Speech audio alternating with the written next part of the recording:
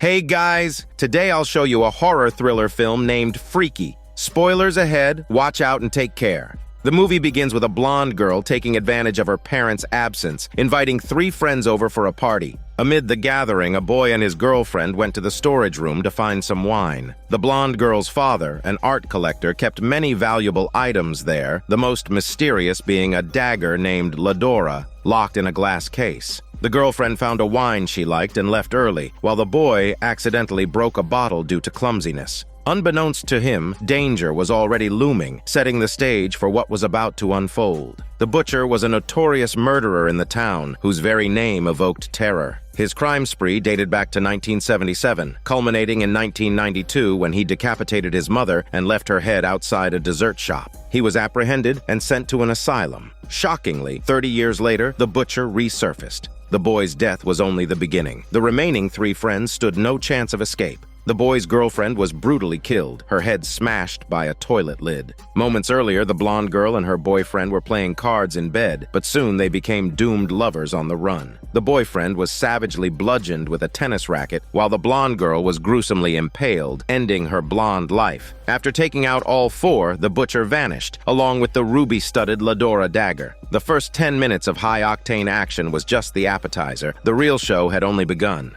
The scene shifts to an 18-year-old Millie living with her older sister Charlene and their mother. After their father's passing, their mother developed a drinking habit. To comfort her, Millie often made sacrifices, even skipping her school's homecoming to accompany her mother to the theater. Millie's high school days were drawing to a close, but the final moments weren't as blissful as she'd imagined. A shy and studious girl, she often became a target for the school's troublemakers. Lacking confidence, she couldn't even muster the courage to greet the boy she liked. Thankfully, she had 2 close friends, Nyla and Josh, but Millie had no idea that a deadly encounter awaited her. One evening, her mother, who was supposed to pick her up from school, fell asleep drunk like a pig. Charlene returned home from work and called Millie, but their conversation was cut short when Millie's phone died. It was past 10 p.m., and Millie sat alone on a bench on the school field. The silence around her was eerie, and the sudden blackout of streetlights seemed like a forewarning of danger. Millie tried to calm herself by humming, awaiting her sister's arrival. Unbeknownst to her, a tall figure had appeared under the dim light. "It's too late!" The butcher quickened his pace toward Millie. She ran for her shitty life while he pursued her smelly body. She couldn't escape.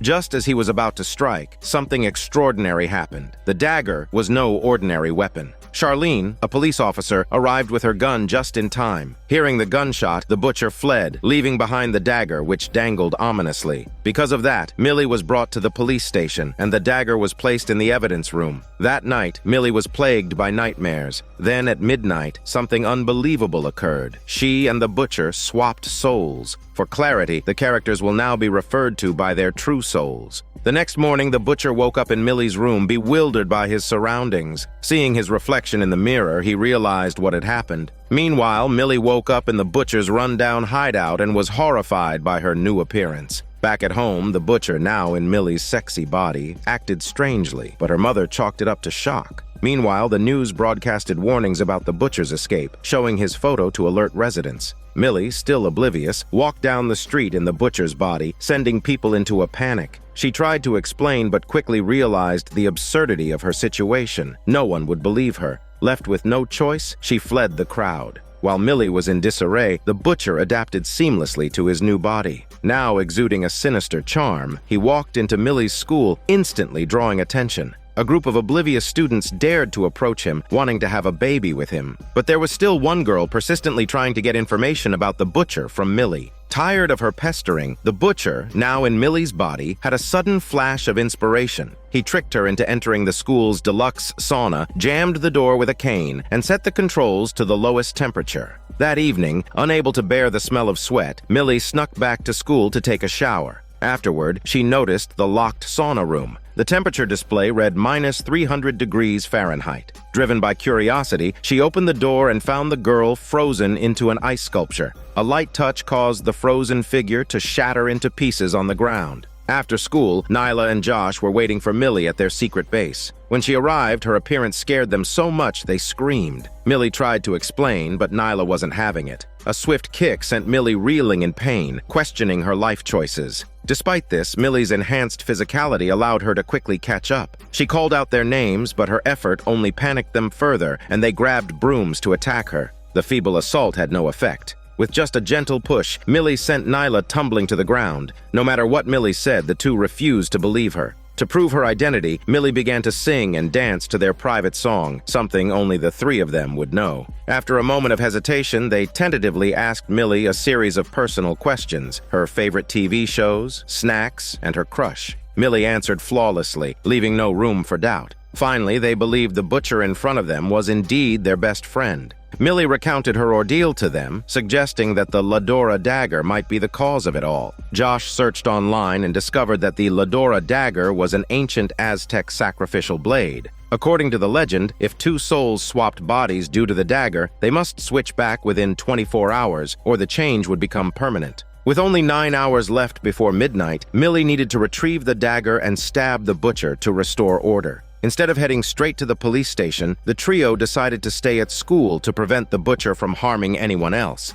In one of the classrooms, the butcher had set his sights on a teacher grading papers. The teacher, proficient in karate, initially fended him off easily. Unable to match the teacher in strength, the butcher resorted to cunning. Waiting for the teacher to lower his guard, he stabbed him in the carotid artery with a screwdriver. The poor teacher, still clinging to life, was then brutally sawed in half with an electric saw. As the butcher left the classroom, he ran into Millie and her friends. The butcher immediately shifted to innocent Millie mode, but the group saw through his act. Security guards arrived upon hearing the commotion, forcing the trio to flee into a nearby mall. Millie hid in a fitting room while Josh looked for disguises to help them blend in. Coincidentally, Millie's mother worked at the mall. Through a chance encounter, the two began chatting through the fitting room door. Despite not seeing Millie's face, her mother found herself strangely drawn to her sexy voice and even hinted at looking for a second chance at love. Alarmed, Millie quickly claimed to be a married man. Before things could spiral further, Charlene arrived to escort their mother away.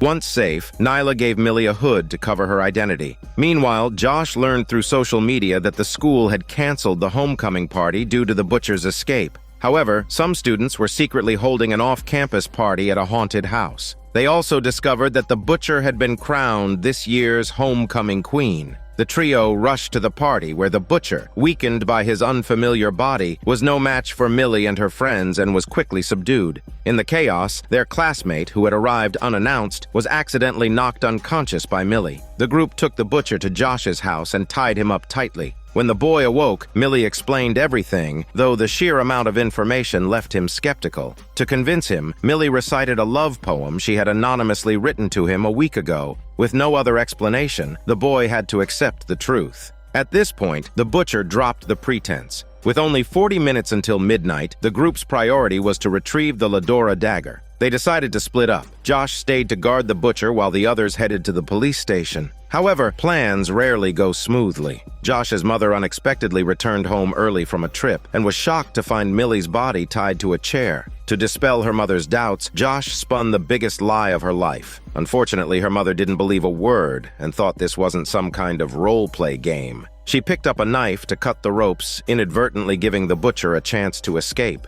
Meanwhile, at the police station, Nyla was caught red-handed trying to steal the dagger by Charlene, who threatened her with a gun. The tension in the station was palpable, but on the other side, a different kind of drama unfolded. The classmate confessed his hormone feelings to Millie, expressing that true love transcends appearances. Overcome with emotion, the two tongue-massaged each other passionately, though the scene was undeniably bizarre. Their moment was interrupted when the butcher, armed with a knife, stormed into the station. Chaos ensued. Charlene fired her gun without hesitation when she saw the butcher's face, but in the confusion he managed to grab the dagger and flee in Charlene's police car. Fearing Charlene might lose control, Millie locked her sister in a cell. She reminded her of a shared secret only the two of them would know, urging her to reconsider who she truly was. With only 13 minutes left, the classmate thoughtfully set a timer to remind Millie of the countdown. The butcher returned to the party but was soon confronted by school bullies. Lured into a secluded corner, he found two accomplices waiting there. But the butcher wasted no time. Before they could act, he unleashed a bloody massacre. One of the bullies was knocked unconscious by a bottle, another had his chicken throat slashed with glass and lost his chicken head, and the leader suffered the worst fate. He and his smelly sausage was sawed in half with a chainsaw while still alive. By the time Millie and her friends arrived, they were greeted by the gruesome sight of 3 mutilated corpses. They decided to split up to search for the butcher. Josh, slightly tipsy, was lured by a male classmate to an isolated spot. Without warning, he forced his juicy tongue into her. Stunned, Josh shoved his swollen but smelly sausage away. Meanwhile, the butcher, armed with a bloody hook, confronted Josh. Just as things seemed dire, Millie appeared to save her. The showdown began with Millie clearly having the upper hand. However, just as she was about to end the fight, a police officer unexpectedly arrived and shot the dagger out of Millie's hand. The butcher used the commotion to escape, but a brave Nyla tackled him, pinning his muscles to the ground. With the butcher subdued, Millie retrieved the dagger and prepared to finish the job. But then, the alarm clock went off. The butcher laughed maniacally, taunting them for being too late. Just as Millie was on the verge of despair, Josh realized something. Why hadn't the midnight chimes rung yet?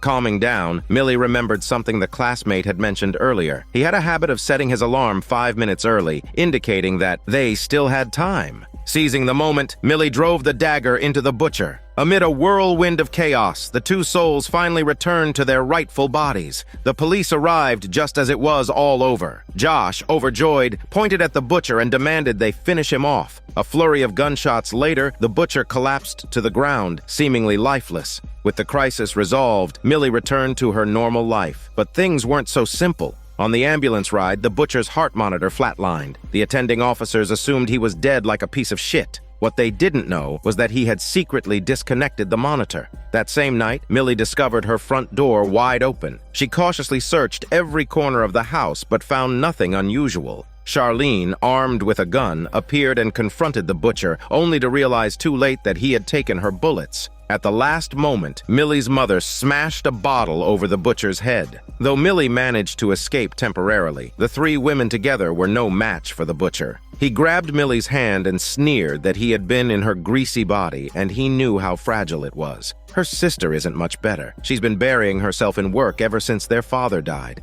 and her alcoholic mother was even worse. Tonight, he would free her from this wretched family for good. But Millie was no longer the timid girl she used to be. She looked him in the eye and said she had been in her smelly body too, and she knew exactly what men fear the most. With a calculated strike, Millie dealt a severe blow that left the butcher reeling. Before he could recover, Charlene grabbed a chair and smashed it over his head. Without hesitation, Millie picked up a sharp chair leg and drove it straight through the butcher's chest. This time, there was no coming back. The butcher was finally defeated. The ending was immensely satisfying.